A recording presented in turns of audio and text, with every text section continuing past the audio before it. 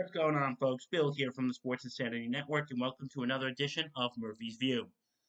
So, today we're going to be talking about the next episodes of The Captain. Well, here's what I've decided I'm going to do. Since the episodes are now going to be back to back, I've decided just to kill two birds with one stone and do just talk about both episodes in one video. Reason being, because I did one and two separately because there was a big space between them. Here, it's just gonna it's it's gonna be easier to do. Let's just say that. Okay, so episode three takes place between 1999 and 2000. With the 1999 season, the Yankees have just acquired Roger Clemens from the Blue Jays. They just traded for him from David Wells for Roger Clemens. And Derek Jeter starts going, I didn't like Roger Clemens. I didn't know him, but I didn't like him because he always hit me when I was batting. And then what happened was in spring training, Jeter comes to bat, Clemens is pitching, Jeter's in catcher's gear as a joke, and boom, they became friends. I love that. I love how they just became friends just like that because he's like, I know you're gonna hit me, so I'm gonna protect myself. I like that. And also, so yeah, they dive into the 1999 season. They show the they show a fight that the Yankees and the Mariners got into at one game. And while the fight's going on, Derek's sitting around talking with A-Rod. Don't worry, we'll get more to him in a second. Well, we'll get more to him later because he's going to come up a lot in this vlog. But anyway, they're just standing around chatting. Hey, we're buddies. We're just going to stand out and chat and watch these guys kill each other. And Chad Curtis, who used to play for the Yankees, goes, "Hey, we're fighting. Why don't you back us up instead of talking to your buddy?" So the game's over. Jeter's in the locker room. Chad Curtis comes up and starts screaming at him. And then the press comes in, and Curtis says to Derek Jeter in front of the press, I know you want to hit me. Go ahead, hit me. And Derek just laughs and says, yeah, I'm getting out of here. And that was the reason Curtis was out of the Yankees that season because he picked a fight with Derek Jeter. And, Jorge Posada said Curtis was kind of a little out there. That Chad Curtis was out there, but Derek Jeter said Chad apologized. So yeah, so then it dives into the 1999 playoffs, and to be honest, the 1999 postseason kind of I don't want to say forgettable, but even though it was the last World Series of the 20th century, but it was just okay. The best way to describe it is because 1996, you had that awesome Yankees down 2 games to none. They come back and win the series 4 games to 2. 1998, you have the best season the Yankees ever had with 125 wins. Then you have the nine, and then you have the 1999, which was kind of anticlimactic. But I will say this: in 1999, the Yankees played the Red Sox in the ALCS, and they ended up winning that game 4 games to 1. And Nomar Garcia Parra, who was the Red Sox rising star at this point, basically Boston's alternative to Derek Jeter, and who was basically Boston's alternative to Derek Jeter, he said, "It's not that we didn't play well. We did good. We just didn't win." And Derek Jeter, I love how he got snarky with him and just said, "Yeah, sorry, Nomar. That's what losers say." I just love his snarkiness. Sorry, Nomar. That's what losers say. No disrespect to Nomar. He was, and I'm saying this as a Yankee fan. Nomar was a great player. He really was, and God bless him. I'm sorry. So, and they end up winning the 1999 World Series. So then 2000 come All Star game. Jeter wins MVP. And then back to the season, the Yankees kind of struggled. And on the last day of the season, they ended up getting shelled by the Orioles, but they still won the AL East.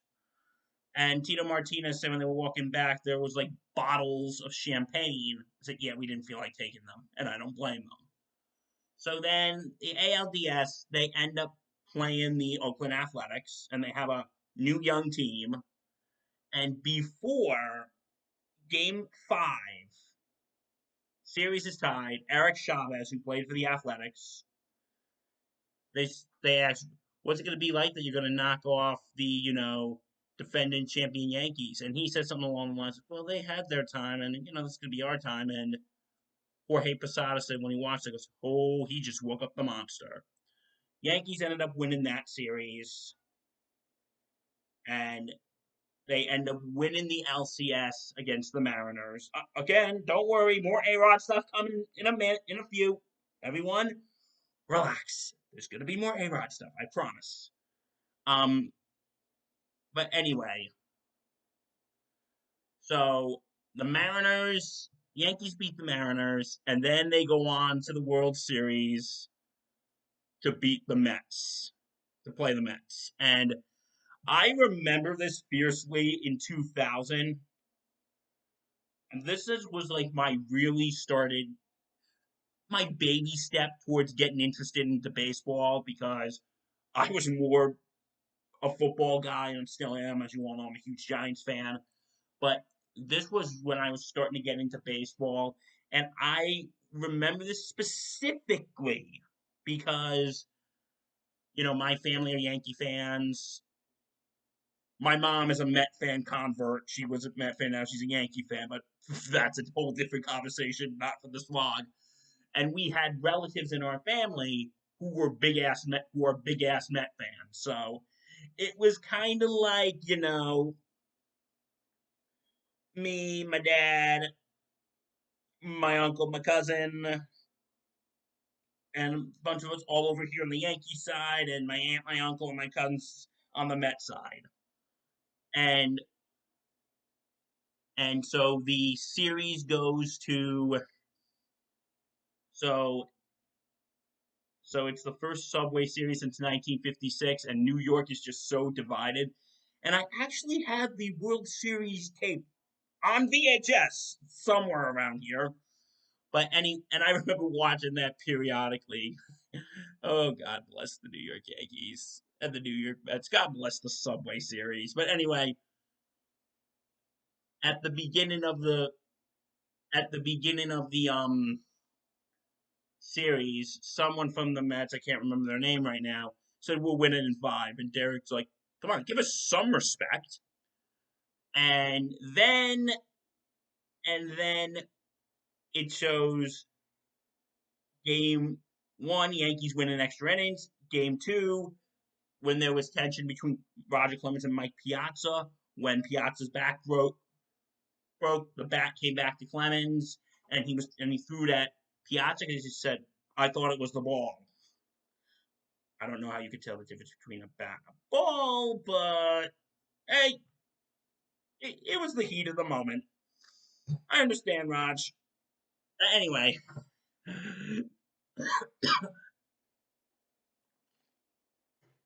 excuse me. So anyway, then Game 3, the Mets win, and then Game 4, Jeter comes to lead off, first pitch of the game, home run, and then Yankees end up winning that game, and they end up winning the series 4 games to 1. And what I like when Jeter goes, "No, I don't hate the Mets. We can't lose a series because it's the Mets." And I want to apologize for my Met heckling to Mike Rifkin and Mark Oldovsky Halpern. I want to apologize to them for my Met heckling. They're good sports. I'm sure they'll take it fine, but it's the Mets.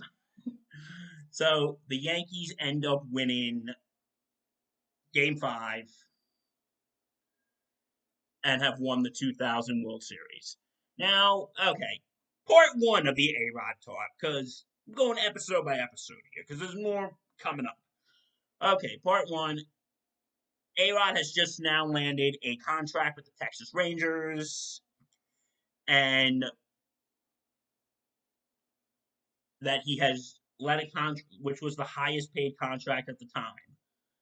And then he was doing an interview with Esquire magazine, in in which he said Jeter's been blessed with quote Jeter's been blessed with great talent around him. He never had to lead. He could just go play and have fun. Alex told you know, he hits second. That's totally different from third or fourth in a lineup. You go into New York, you want to stop Bernie and O'Neill. You never say, don't let Derek beat you. He's never your concern. So, yeah, A-Rod throwing some shade at DJ. And Derek was like, yeah, I was a little hurt by that because, this was one of my best friends. I said, we talked and said, hey, we're cool. But then, okay, I think this interview came first because, okay, now this next interview, Derek Jeter had a interview with Dan Patrick when he said, when you talk about statistics, okay, no, wait, that's the wrong quote. Okay, he basically said, okay, A-Rod basically said that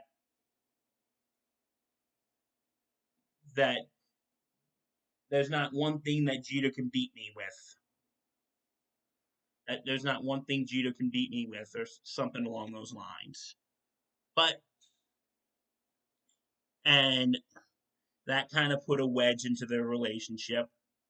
And that really shows, because in the 90s and early 2000s, there was that who was the better shortstop, Derek Jeter or Alex Rodriguez. And, I think Joe Torre said it best in this episode. He said baseball is a team effort, and that's what Derek understands. Well, Alex just tries to stand out. And it was also said that Alex wanted to be a superstar, Jeter wanted to be a Yankee, which I can totally see. And and I think tensions between Derek Jeter and Alex Rodriguez have cooled over since then, but I don't think the relationship has ever been the same. But I have read that just recently that Derek Jeter said him and A-Rod are on good terms, so good for them. Now we're gonna bounce into the next episode, and that is episode 4, and this covers from 2001 to July of 2004. So we got 3 years of coverage here. Okay, so it starts with 9/11 has just happened and it hit New York City. 9/11 happens.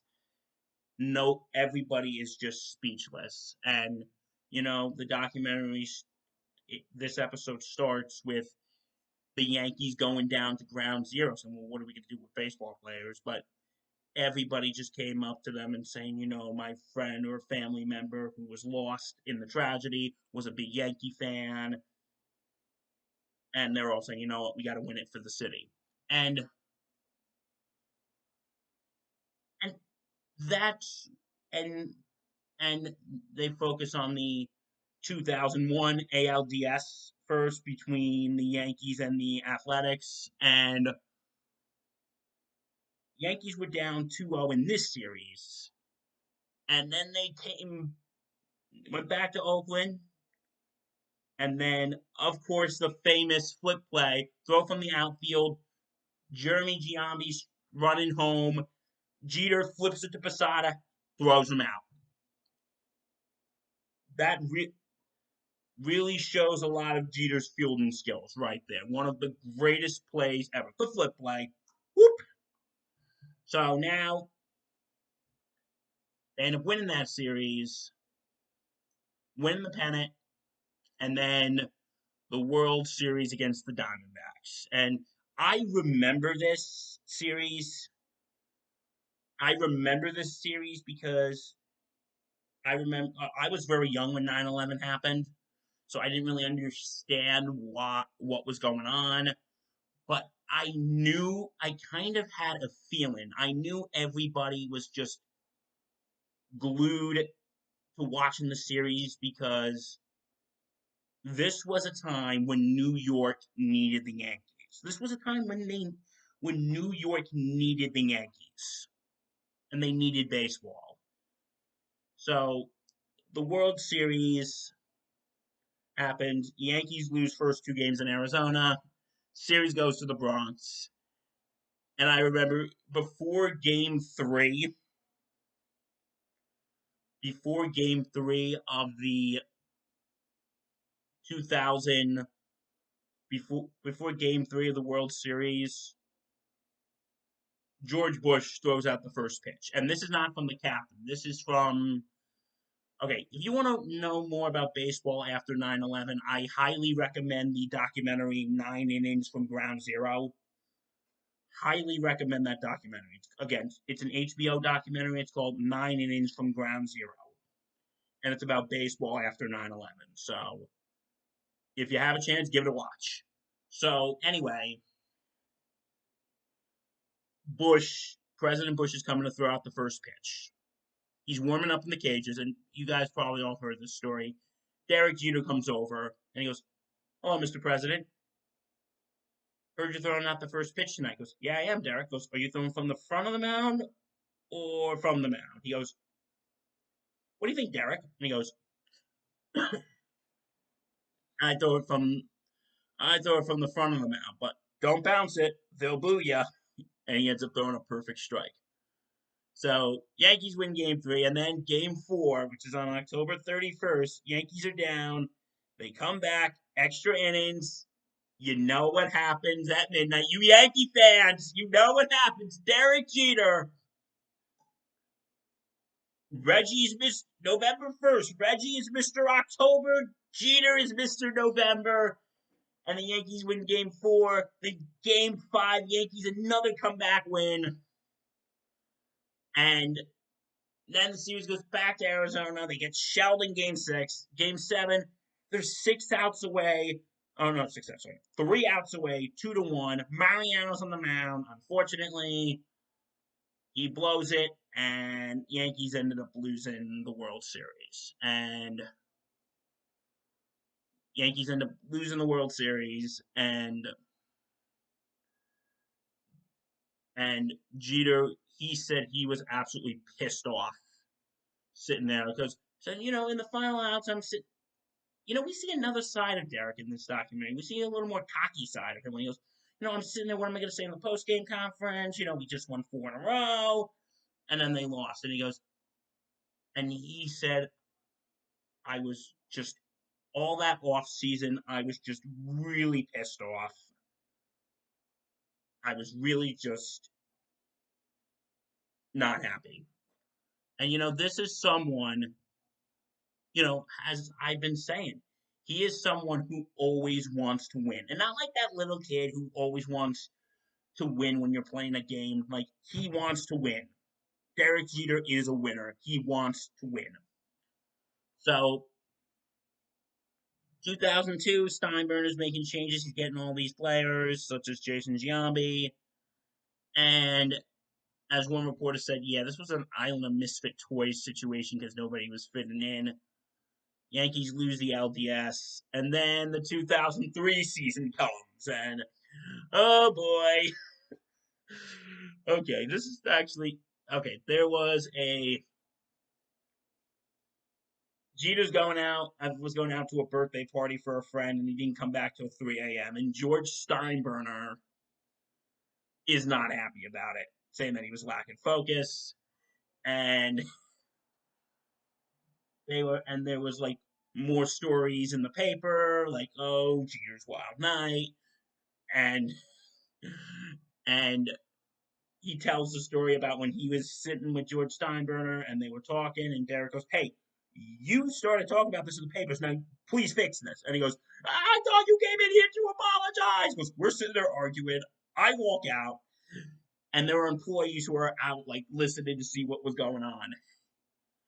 And because you know what was also okay, and here was the thing that I found very hilarious. That after that whole situation, there was this campaign coming out, and they asked Derek Jeter to be in it, and they reenacted that incident with George Steinbrenner. And if you haven't seen it, go. It's on YouTube. Jeter's in Steinbrenner's office. Goes, how can you afford 2 nights dancing, 2 nights of eating out, and 3 nights just carousing with your friends? And then Derek pulls up the Visa card at the end. And I remember Derek said this was, I was the only guy who could probably get George Steinbrenner to do a conga line in the commercial. So you know what? I appreciate Derek Jeter and George Steinbrenner. I kind of appreciate his sense of humor. Then he was willing to joke about it and go, yeah.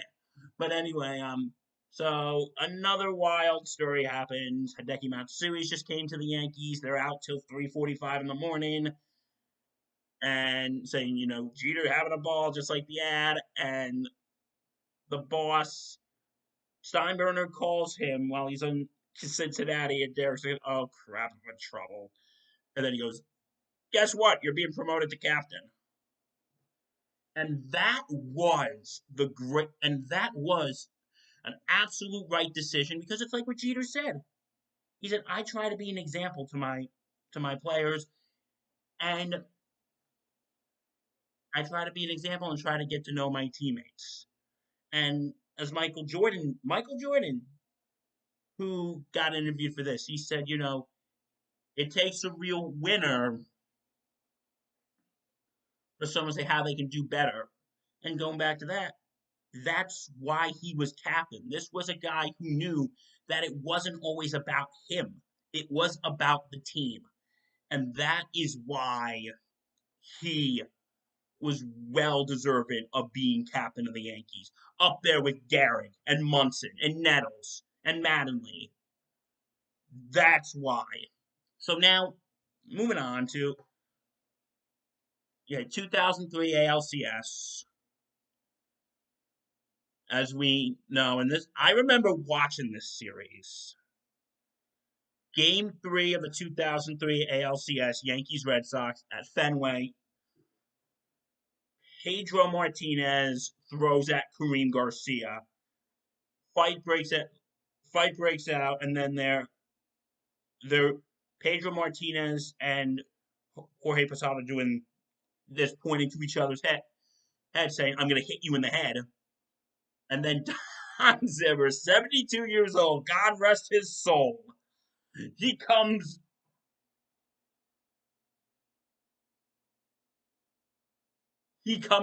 charging at this 72-year-old man comes charging at Pedro. Pedro throws him down, unfortunately. And then another fight breaks out. And because Roger Clemens was throwing for Manny Ramirez's head, and Manny Ramirez is about to go kick his ass, and then Roger's like, I don't know what he exactly was saying. He's like, he's got his fist up, I dare you. I dare you. And then Manny goes, okay, we'll go back to the batter's box. And then fights in the bullpen breaking out. I remember watching this game. I think I was like 9 years old. I'm like sitting here thinking, this is crazy. I remember saying, this.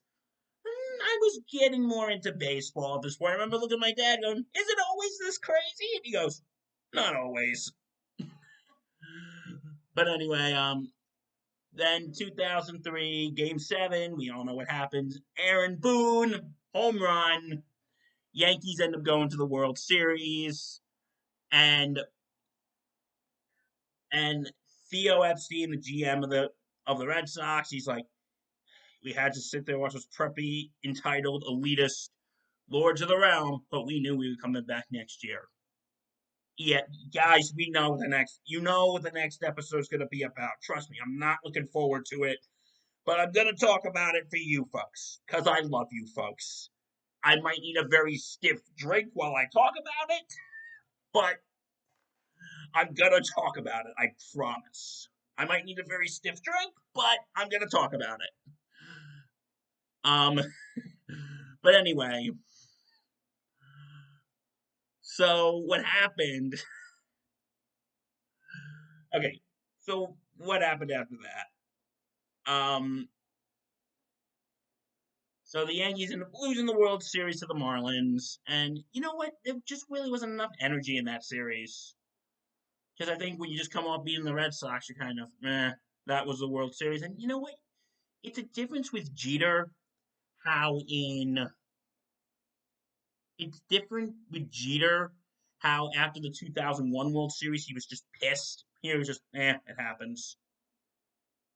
And then 2004 comes, and okay, like before that, we go back to our good friend A-Rod. So A-Rod is, after watching that series against the Red Sox, he wants to be part of the series, and he was going to Boston. And it looked like it was all set, but then the union, because he would have been taking less money, the union said, nope, not happening. So that deal fell apart. And then he went to get his MVP award, and he's sitting next to Brian Cashman. And throughout this, Aaron Boone just blew out his knee and he's done. He's sitting next to Brian Cashman. They're both having cocktails, and Brian Cashman jokingly goes, "Too bad you won't be able to play third base. You look good in pinstripes." A-Rod goes, "Yeah, I thought he was just joking." He goes, 45 minutes later, he goes, "Wait, what about playing third base?" And he goes, "Yeah, I want you to come to the Yankees." So George Steinbrenner calls Derek Jeter and says, "We're going to trade for A-Rod. Do you have any problems?" Nope. So A-Rod is now a Yankee, and he's playing at third base. And, their beef has been squashed. And there was something that he said that I highly respect him for. He said if they said that they were going to take Jeter away from shortstop and put A-Rod at shortstop, he said, I would have gone back to Texas. I would have gone back to Texas. With all their quarrels, you can see that A-Rod still had a lot of respect for Jeter. And that is something I will respect A-Rod for, his respect for Jeter. And then we see on July 1st, 2004, when he flies into the stands against the Red Sox. And I love how he shows he put his body on the line. When he was playing, he put his body on the line. He said that his eyes were hurt and they had to take him to the hospital, but he was playing the next day. That is the definition of a warrior. That is the definition of why he was named captain. So yeah, so those are my thoughts on episode 3 and 4. I'm really liking this series again. Like I said, if you like The Last Dance, you'll like this. So yeah, you know what the next one's going to be about, folks. You know what it's going to be about. So anyway, if you like what you see, and why wouldn't you? Because this content is freaking amazing. Go to www.thesportsinsanitynetwork.com. Check out our blogs, read our bios, and check out all our podcasts, such as 19th Hole, Wishbone Shotgun, Breakaway Bandits, The Face Turn, and the one that started it all, the granddaddy, the Sports Insanity Podcast. And also check out our YouTube channel, like, comment, subscribe, and hit that bell. Thank you very much, folks. Stay safe. Take care.